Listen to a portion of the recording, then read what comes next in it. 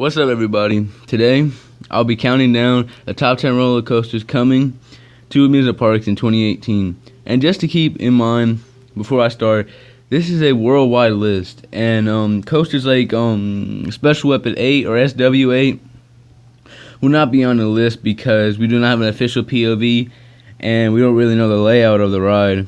Okay, so let's get started with number 10. Oh yeah, and this is before the Six Flags announcements. So this list could drastically change when the Six Flags announces their announcements, but it most likely won't. Alright, so let's get started. Number 10 is Electric Eel.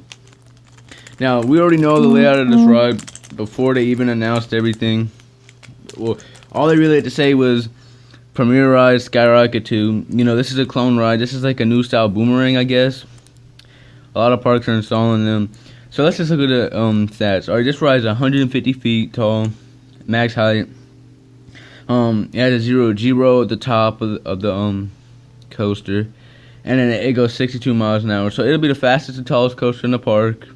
Let's see what San Diego. But no, just keep in mind, there's 3 roller coasters coming in to California. So this is a great year for California, and this is before the Six Flags announcement. So theoretically speaking, we could really see 5 coasters going to California in 2018. That'd be an amazing year for the state. I can't even remember the last time 3 coasters went to California.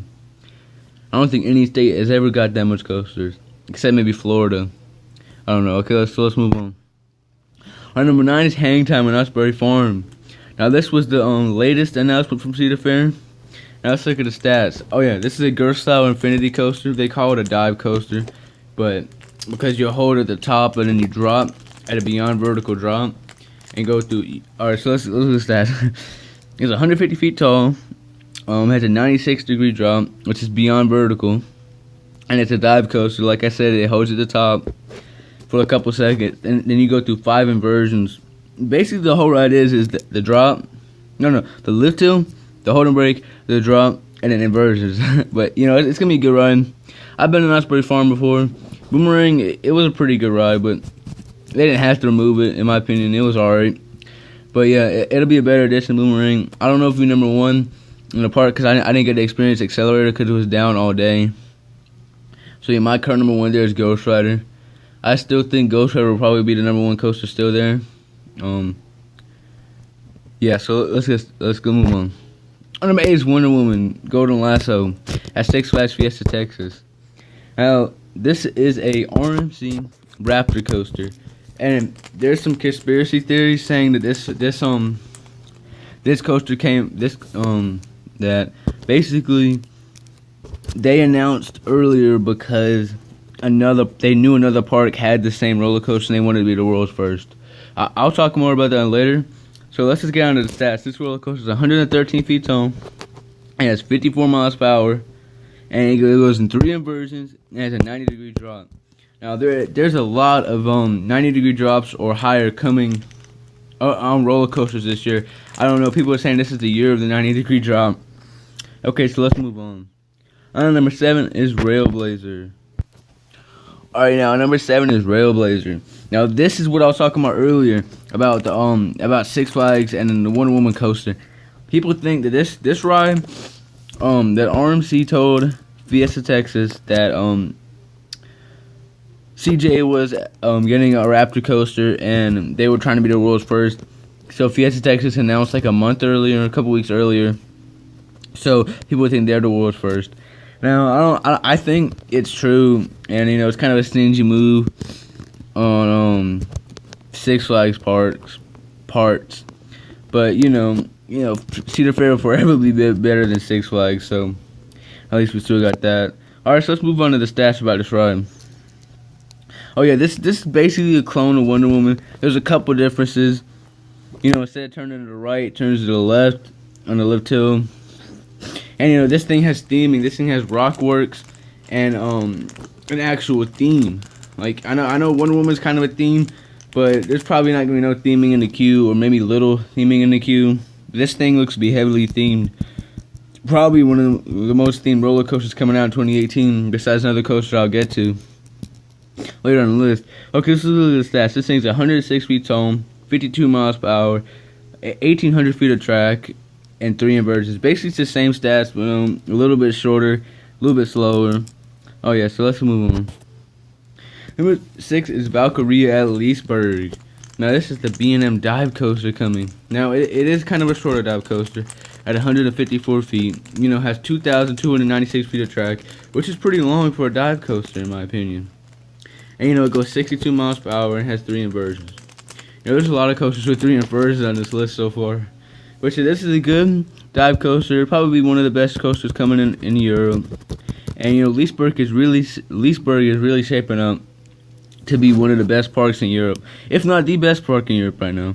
Okay, so let's move on. Number 5 is Time Traveler. This is the roller coaster I was talking about with heavy theming.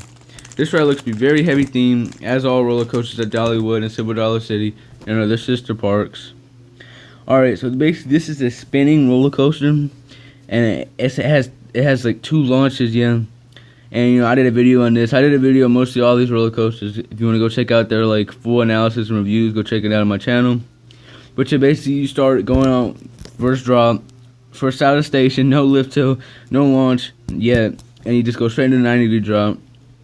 I think that'd probably be one of the best parts to ride, if not the best part of the ride. And I'm pretty sure you go through like you go through like the first inversion, then you go through a couple more inversions, then you go to the launch, and then yeah, so on. Let's just look at the stats. So this thing goes 50 miles per hour. It has a max height of 100 feet tall, 100 feet. Has a 90-degree drop and 3 inversions. As I said, there's a lot of 3 inversions and 90-degree drops, and you know, within 50 miles per hour range. Cause you know, I don't know why that is, but you know, and within like 100 and 120 feet, a lot of coasters on that list have similarities that way. I don't know why. I guess it's its designer's fault, I guess. Okay, so let's move on to number 6. I'm at number 4. Number 4 is Icon of Blackpool Pleasure Beach.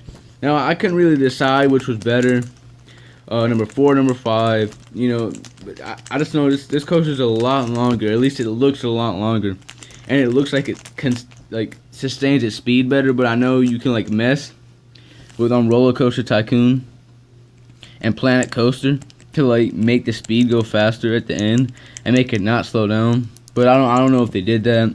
Okay, I just know this is the Mack multi-launch coaster. It has 2 launches. You know, it's coming to Blackpool Pleasure Beach, which used to be my mom's home park when she lived in England.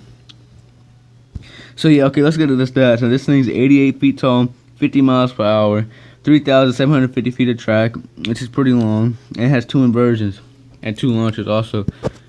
And you know, I could be riding this coaster next year because I think we're planning a trip to England. I don't know if I'll go or not, but you know. So I could be riding this coaster and putting a review up on my channel next year. Alright, so let's go to number 3. Number 3 is Twisted Timbers at Kings Dominion.